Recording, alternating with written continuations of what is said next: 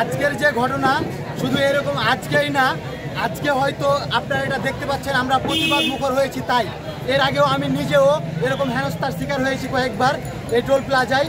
এর আগে অনেক জনতা এখানে হেনস্থার শিকার হয়েছে।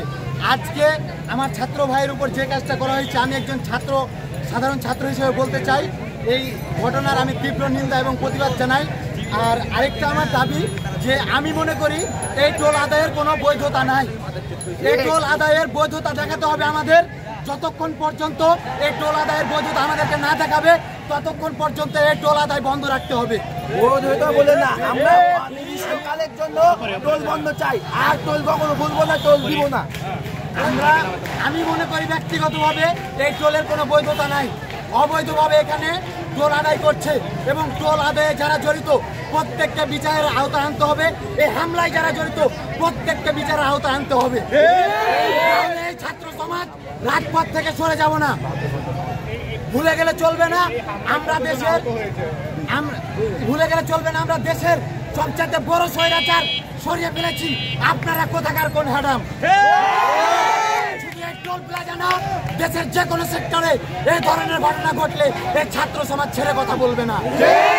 শুধু ছাত্র না, ছাত্র জনতার উপর যদি এইরকম কোনো ঘটনা দেখি এই ছাত্র সমাজ কখনোই ছেড়ে দেবে না, রাজপথ থেকে সরে যাবে না। আচ্ছা, মোট কতজন আহত হয়েছে আর আজকে কি ঘটনাটা ঘটলো? আজকে আমাদের দুই ভাইয়ের উপর বেধড়ক মারধর করা হয়েছে, তাদেরকে ভালো মতো রাস্তায় ফেলে পিটানো হয়েছে। একজনে না, এখানে যারা ছিল সবাই মিলে অনেকজন কর্মী ভাইদেরকে পিটে আহত করেছে।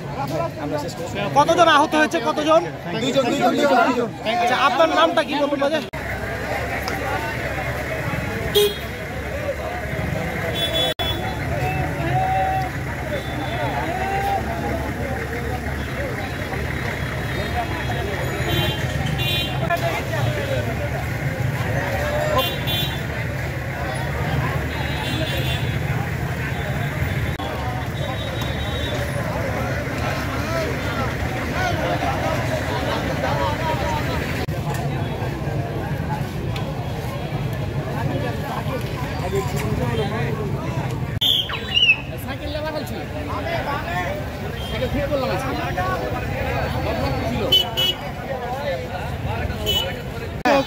যাই ওইসব একটু বলবেন যে আসলে কিভাবে ঘটনাটা ঘটেছিল বা ভাঙচুরের পরে আপনারা কোনো পদক্ষেপ এখন পর্যন্ত নিবেন? ওই লোক, ওই হটে যাও, হটে যাও, ওই হটো। তারা একটা আলটিমেটামও দিয়েছে, হটো না আর একটু। আমি একটা মিটিংয়ে ছিলাম, মিটিংয়ে সংবাদ ছিলাম যে এরকম একটা ঘটনা টোল প্লাজা হচ্ছে। কি এটা হলো একটা পলিটেকনিক স্টুডেন্ট রাস্তা পার হচ্ছিল, টোল প্লাজা পার হচ্ছিল, তার সাথে টোল নিয়ে বাকবিতণ্ডা হয়। টোল প্লাজা করছিল, তার সাথে বাকবিতণ্ডা তৈরি করে এক পর্যায়ে স্টুডেন্ট তার সমস্ত স্টুডেন্টদের এখানে আসার জন্য বলে এবং সব স্টুডেন্ট আসে। আসার পরে তারা রাস্তা অবরোধ করে।